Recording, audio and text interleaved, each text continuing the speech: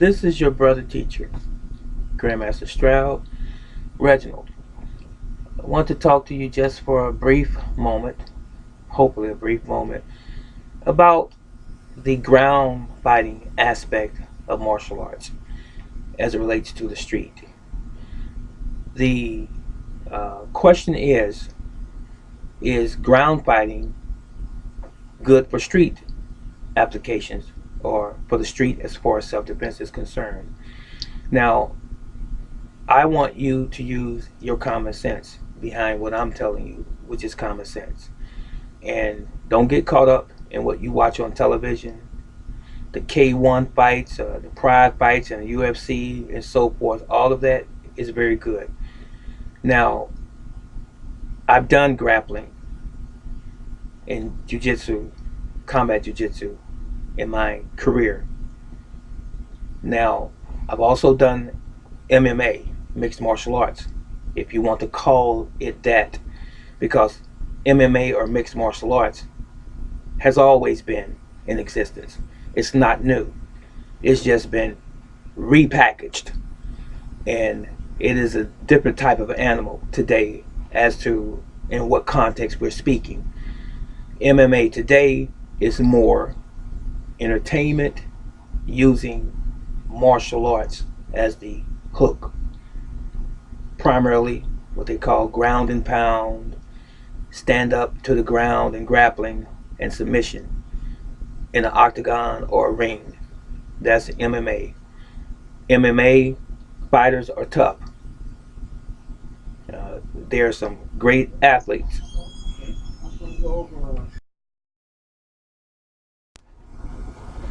And as I said, there are some very, very talented athletes and even martial artists in the MMA ranks. However, the real question is, how well does ground fighting fare in a street confrontation or fight? Bear with me just for a moment. If you are in a street fight and it's just you and one other individual, ground fighting would be good. Ground fight would be very practical, even if you found yourself on the floor or on the ground. However, you must exercise some common sense and some wisdom. If you were in a confrontation in the street and it's a multiple attack, ground fighting will not be a proper choice. It will not be a wise choice because of the obvious reason.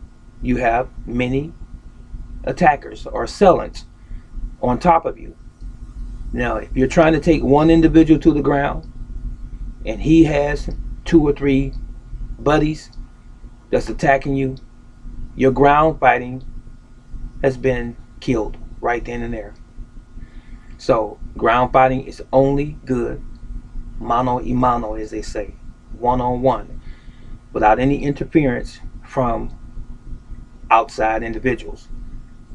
So I think this is very simplistic in how I just gave you that example.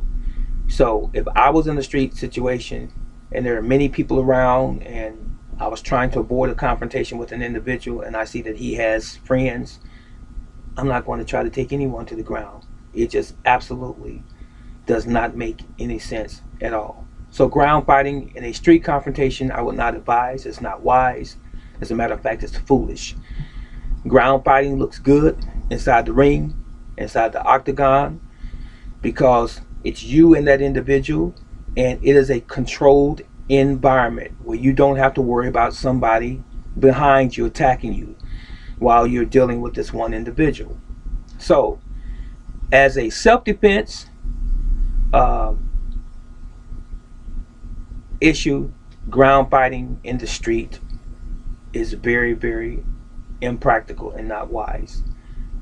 And I challenge anyone to tell me or us, those that are watching this video, anything otherwise. You see, it is very important, and I think this is really what I want to try to get across. It is very important And we know that the Gracies made ground or grappling very popular here in the United States and abroad even, once Gracie Jiu-Jitsu began in the early 80s and so forth, or the latter 80s.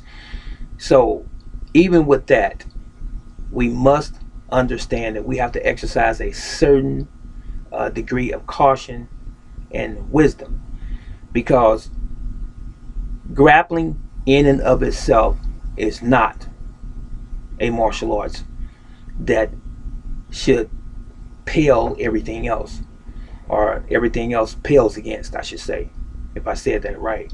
Grappling should complement any other martial arts style or system, because it is not complete. When you just have a grappling art, it is not complete. It's simply not.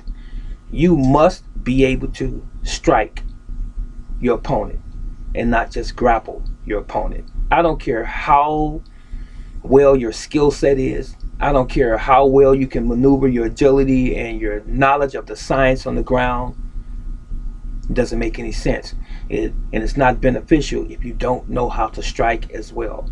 And I've seen some MMA fighters, many MMA fighters, that really can't kick and punch. Something's wrong with that. When they get on the ground, and if someone mounts them, a lot of times you'll see them trying to punch while they're on the ground. But what happened to that when they were standing? You never see them striking, standing up, elbows, standing up, kicks, standing up. Now, I'm not talking about the Muay Thai guys, and I'm not talking about the karate guys in the MMA, and I'm not talking about the guys who have studied other disciplines that can stand up and fight and go to the ground. I'm not talking about those. I'm talking about the guys that just focus mainly on grappling. They start up here, they start here, and they want to take you to the ground. That's not a complete martial arts. You have to have striking in your arsenal and not just rely on ground fighting or that aspect of fighting. And if you're only relying on the ground aspect of fighting or grappling, then you need to stay in the octagon and not on the street, because it's not going to work. This is Brother Teacher. I'm out.